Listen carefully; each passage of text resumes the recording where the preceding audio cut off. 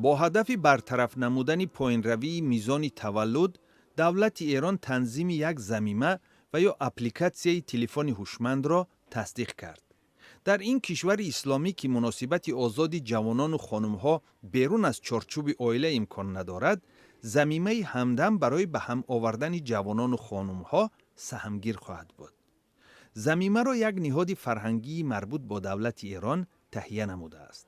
کاربران خود را در ضمیمه نامنویس می‌کنند و از تفتیش روانی می‌گذرند. سپس ضمیمه مشورت می‌دهد که کدام جوان به کدام خانم مناسب است. ولی واکنش به این تشبث یک رنگ نیست.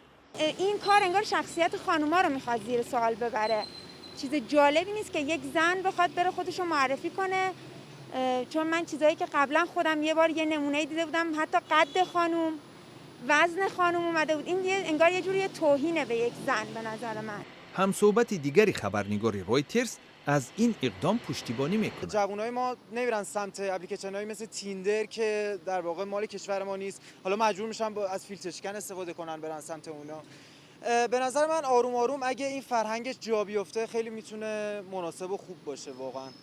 خبرگزاری فارس ایران گزارش می‌دهد که ضمیمه همدم در برابر پیدا نمودن جفتی مناسب در دوام 4 سال اول ازدواج با عائله‌های نوبنیاد در تماس بوده، به آنها به قدر امکان مشورت روانی می‌دهد. در ایران مردان و خانم‌های جوان نمی‌توانند به مثل جوانان غربی رابطه محرمانه داشته باشند.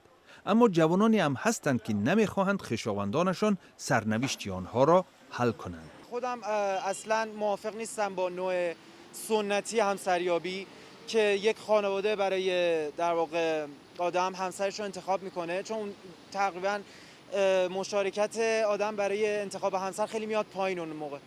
ولی اینطور بهتره به نظر من نسبت به همسریابی سنتی. هر کدوم مزایای خودش رو داره، من اینو ترجیح میدم.